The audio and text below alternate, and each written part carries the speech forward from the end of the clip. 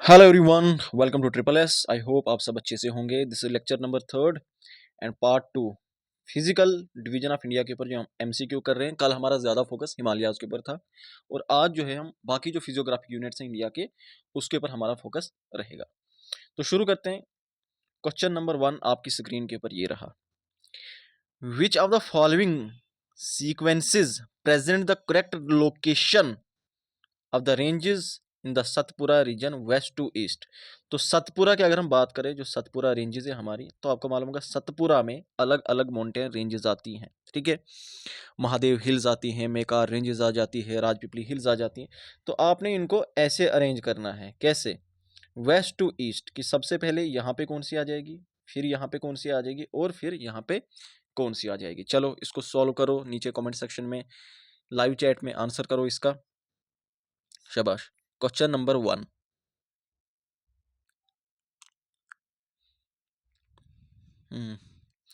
सो चलो मैं जवाब बताता हूँ। क्वेश्चन नंबर 1, क्वेश्चन नंबर 1 का राइट आंसर क्या है? This is option A. तो सबसे वेस्ट में जो है आपकी राजपीपला हिल्स आती हैं। ओके, उसके बिल्कुल बीच में महादेव हिल्स आती हैं और आपके मेकार रेंज इसके ईस्ट में आ जाती है। तो ये इंपॉर्टेंट माउंटेन रेंजेस जब हमने इनके बारे में पढ़ा था तो उस वक्त हमने देखा था यहाँ पे आपकी विंध्या रेंजेस आती हैं, विंध्या रेंजेस के नीचे आपकी सतपुरा रेंजेस आती हैं। ठीक है, तो इन्हीं सतपुरा रेंजेस के बारे में पूछा गया था कि सतपुरा रेंजेस में अलग अलग जो पीक्स आती हैं उनका आपको वेस्ट टू ईस्ट या ईस्ट टू वेस्ट जो है अरेंज करना था। और ये कई बार एग्जाम में पूछा जा चुका है। ऐसा नहीं है कि आपको सिर्फ बस याद रखना है कि विंध्या कहाँ पे है, सतपुरा कहाँ पे है। सो इस तरह से भी क्वेश्चन पूछा गया था, तो इसलिए ये क्वेश्चन मैंने यहाँ पे रखा हुआ है। ये बेसिकली एक प्रीवियस ईयर क्वेश्चन ही है। सो सतपुरा रेंजेस जो एक ब्लॉक माउंटेन की एग्जांपल है। सतपुरा का मतलब क्या होता है? 7 अलग अलग छोटे छोटे माउंटेन्स है। इसमें क्या क्या था? महाकाल, मेकाल, महादेव, कालीभीत, असीरगढ़, बाजीगर, बरवानी और अरवानी। तो इसमें डिवाइड इसको ब्रॉडली 3 पार्ट्स में किया है। सबसे वेस्ट में कौन सी आती है? राजपीपला, बीच में आपकी महादेव हिल्स आ जाएंगी और फिर ईस्ट में आपकी मैकाल हिल्स आ जाती हैं। और इसका सबसे हाईएस्ट पॉइंट कौन सा है? धूपगढ़, ये भी याद रख लेना। विंध्या रेंज साथ साथ में अगर हम बात करें ओल्ड माउंटेन की एक एग्जांपल है और इसका सबसे हाईएस्ट पॉइंट है वो है सद्भावना, सद्भावना शिखर। ठीक है, गुडविल पीक पे। और इसी तरह से अरावली जो है ये भी ओल्ड माउंटेन की एग्जांपल है। तो इसकी जो सबसे ऊंची पीक है वो क्या है? प्रोमिनेंट पीक्स की अगर हम बात करें, माउंट अबू है, गुरु शिखर है। और गुरु शिखर जो है वो इसकी क्या है? हाईएस्ट पीक है, वो माउंट अबू के ही ऊपर है। हो गया ये चीज। Question number 2, which among the following is youngest physiographic features. अब जितने भी ये फिजियोग्राफिक फीचर है, आपके हिमालयाज है, आपके प्लान्स है, आपके पेनिनसुलर प्लेटू है, कोस्टल प्लेन्स है, आइलैंड्स है, इनमें सबसे यंग कौन सा है? ठीक है, सो क्वेश्चन नंबर 2 का राइट आंसर क्या है? आपके नॉर्थन प्लेन्स। नॉर्थन प्लेन जो है ये यंगेस्ट फिजियोग्राफिक फीचर है, क्योंकि जब इंडियन प्लेट जो है वो यूरेशियन प्लेट के साथ टकराई थी। अब नीचे जो पेनिनसुलर प्लेटू है ये तो पुराना हिस्सा है, ठीक है, जो ऊपर जाकर यूरेशियन प्लेट के साथ टकराएगा। तो टकराने पे सबसे पहले हिमालयाज बन गए थे। हिमालयाज बनने के बाद आपके नॉर्थन प्लेन्स बन गए थे। उसके बाद इंडिया में और कोई फिजियोग्राफिक फीचर नहीं बना। तो ये चीज़ याद रख लेना। इसीलिए यंगेस्ट फिजियोग्राफिक फीचर कौन सा है? वो क्या है? वो आपके नॉर्थन प्लेन से। अगर ओल्डेस्ट फिजियोग्राफिक फीचर पूछा जाएगा तो वो क्या आ जाएगा? वो आपका पेनिनसुलर प्लेट्यू आ जाएगा। और लार्जेस्ट फिजियोग्राफिक फीचर भी अगर पूछा जाएगा तो वो भी आपका पेनिनसुलर प्लेट्यू आ जाएगा। जैसे यहाँ पर क्वेश्चन नंबर 3 दिया है, which among the following is oldest physiographic feature. तो ओल्डेस्ट फिजियोग्राफिक फीचर कौन सा है? क्वेश्चन नंबर 3 का पेनिनसुलर प्लेट्यू। ठीक है, और लार्जेस्ट फिजियोग्राफिक फीचर भी यही है। फिर क्वेश्चन नंबर 4 है, largest alluvial track of the world. Alluvial soil कौन सी होती है? जो नदियां अपने साथ बहाकर लेकर आती हैं, फाइन पार्टिकल्स ऑफ सॉइल, जो काफी ज्यादा फर्टाइल होती है। तो वो दुनिया में सबसे बड़ा ट्रैक उसका किसी जगह पे वो कहाँ पे पाया जाता है? Coastal planes of India. आपको मालूम होगा कोस्टल प्लेन्स में भी एलुवियल ट्रैक पाए जाते हैं। एलुवियल सॉइल वहाँ पर भी है क्योंकि नदियाँ वहाँ पे बहाकर लेकर आती है। नॉर्थर्न प्लेन्स में भी ऑब्वियसली इंदस है, गंगा है, ब्रह्मपुत्र है, तो ये भी लेकर आते हैं। Deltas of Bay of Bengal, तो वहाँ पर भी एलुवियल ट्रैक बनते हैं। लेकिन इन्होंने पूछा है दुनिया का सबसे बड़ा जो एलुवियल ट्रैक है वो कौन सा है? वो आपके नॉर्थर्न प्लेन्स होंगे। दुनिया में इतना बड़ा एलुवियल ट्रैक कहीं पर भी देखने को नहीं मिलता है जो इंडिया के अंदर हमें देखने को मिलता है। ऑलराइट, फिर उसके बाद क्वेश्चन नंबर 5 अगर हम देखें, northern plains lies to the south of. Northern plains की लोकेशन पूछी है कि नॉर्थन प्लेन्स जो है किसके साउथ में लाई करते हैं। तो ऑप्शन है Himalayan front fault, option B Shivalik, option C है बोथ ए एंड बी या option D none of the above. यानी कि नॉर्थन प्लेन्स ऐसे आ गए आपकी, ये पेनिनसुलर प्लेट्यू, इसके ऊपर नॉर्थन प्लेन्स और इसके ऊपर हिमालयन माउंटेन्स। ठीक है, तो नॉर्थन प्लेन की लोकेशन इसने पूछी। तो नॉर्थन प्लेन्स आपने पढ़ा होगा शिवालिक्स के नीचे आते हैं, लेकिन शिवालिक के और नॉर्थन प्लेन्स के बीच में जो बाउंड्री आती है उस बाउंड्री को हम क्या बोलते हैं? ये ऊपर अगर आपके शिवालिक है ना, शिवालिक और इनके बीच में जो बाउंड्री आती है उसको हिमालयन फ्रंट फॉल्ट बोलते हैं। तो यहाँ पर दोनों आ जाएंगे, शिवालिक भी और हिमालयन फ्रंट फॉल्ट के दोनों के ही साउथ में आपके नॉर्थन प्लेन्स आते हैं, इसलिए ऑप्शन सी जो होगा ये इसका सही जवाब होगा। Alright, Ambala water divide, question number 6, Ambala water divide जो है वो कहाँ पे लोकेटेड है? तो आपको मालूम होगा, मैंने आपसे कहा था कि पहले हमारे जितने भी रिवर सिस्टम थे, Brahmaputra river system, Ganga river system, Indus river system, ये एक ही नदी पूरी ईस्ट से वेस्ट एक ही बड़ी नदी चला करती थी, जिसको हम शिवालिक रिवर कहा करते थे या इंडो ब्रह्म रिवर कहा करते थे। फाइन, बाद में जब हिमालयाज की और अपलिफ्टमेंट हुई तो उसकी वजह से इंदस रिवर सिस्टम अलग हो गया, गंगा रिवर सिस्टम अलग हो गया, ब्रह्मपुत्र रिवर सिस्टम अलग हो गया, तीनों रिवर सिस्टम अलग हो गए, बट पहले ये एक थे।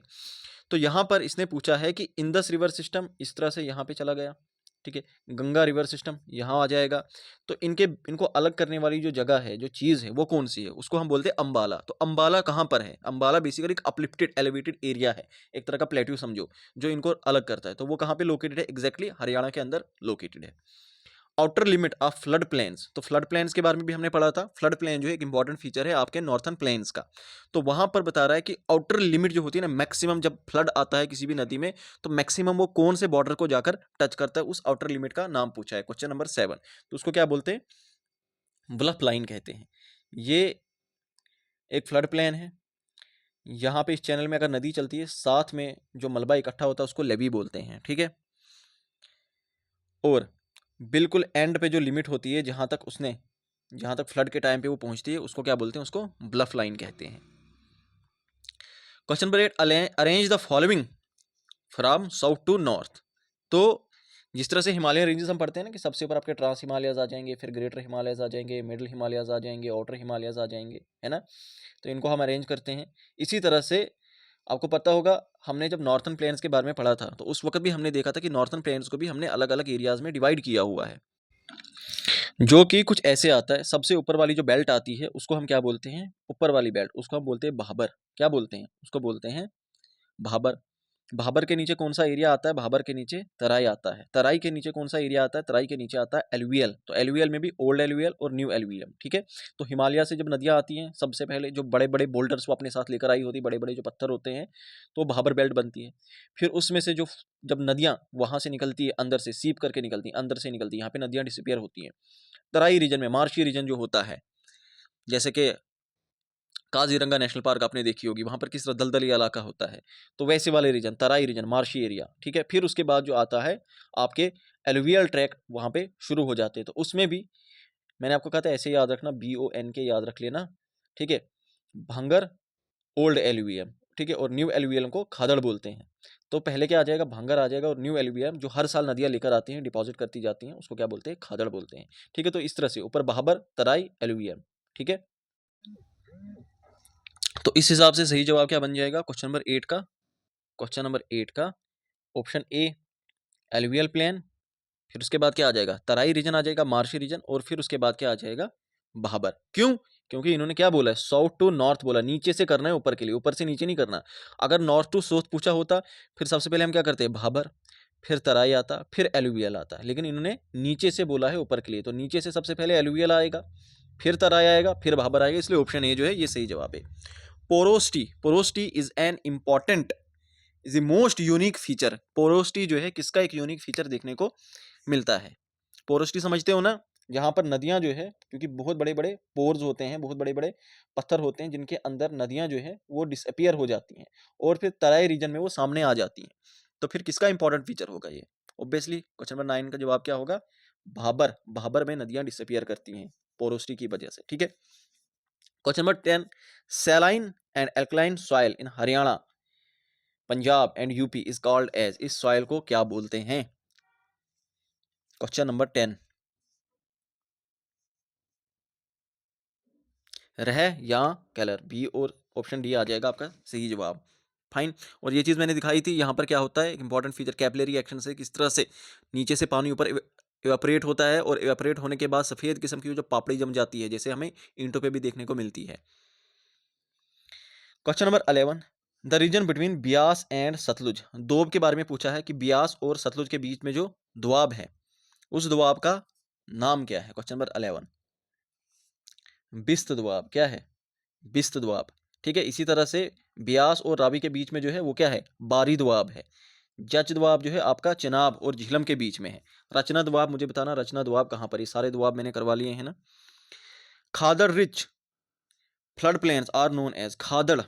तो खादड़ रिच फ्लड प्लेन जो होते हैं, इनको हम क्या बुलाते हैं?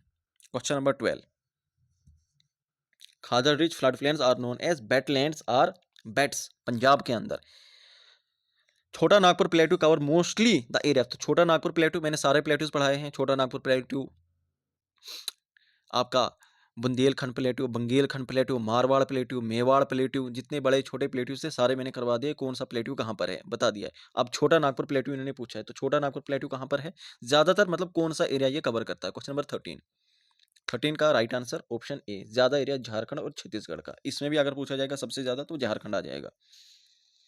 Question number 14, which among the following range is one of the 8 hottest hotspot of the biological diversity. तो जो हमारे दुनिया में 8 हॉटेस्ट हॉटस्पॉट आपको मालूम होंगे बायोलॉजिकल डाइवर्सिटी के हैं, उसमें से एक इंडिया में भी है। तो कौन सी रेंज है, किस रेंज को जो है हॉटस्पॉट का, हॉटेस्ट हॉटस्पॉट का स्टेटस दिया गया है।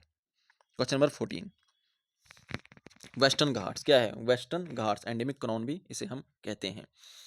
Havelock island is named as. तो आइलैंड के जितने भी आइलैंड्स के नाम चेंज किए हैं वो भी मैं पढ़ा चुका हूं। तो मुझे बताओ हैवलॉक आइलैंड का नाम क्या है? हैवलॉक आइलैंड का नाम। Question number 15, Swaraj island. शाबाश। Question number 16, highest peak of Lushai hills. Lushai hill की सबसे हाईएस्ट पीक कौन सी है? Question number 16। चलो इसका जवाब मुझे आप लोग देना, ठीक है।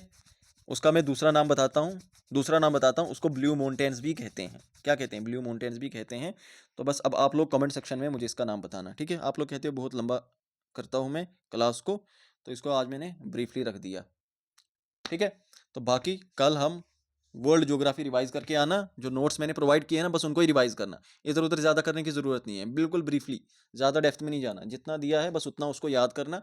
उसमें भी सबसे ज़्यादा फोकस किसके ऊपर करना कि किस कंटिनेंट की सबसे ऊंची पीक कौन सी है, सबसे लंबी नदी कौन सी है, सबसे बड़ी लेक कौन सी है, या ट्रॉपिक ऑफ कैंसर, कैप्रिकॉर्न, ये कहाँ कहाँ से गुजरते हैं, इक्वेटर कहाँ कहाँ से गुजरता है, किस किस कंट्री से, कौन सी रास्ते में कोई इंपॉर्टेंट नदी आती है, कोई इंपॉर्टेंट पीक आती है रास्ते में, इन चीज़ों का। और ओशंस के बारे में जो जो पढ़ाया है वो सारी चीज़ें याद कर लेना। ओके, ज़्यादा उसी से क्वेश्चन जो बनते हैं वहीं से बनते हैं,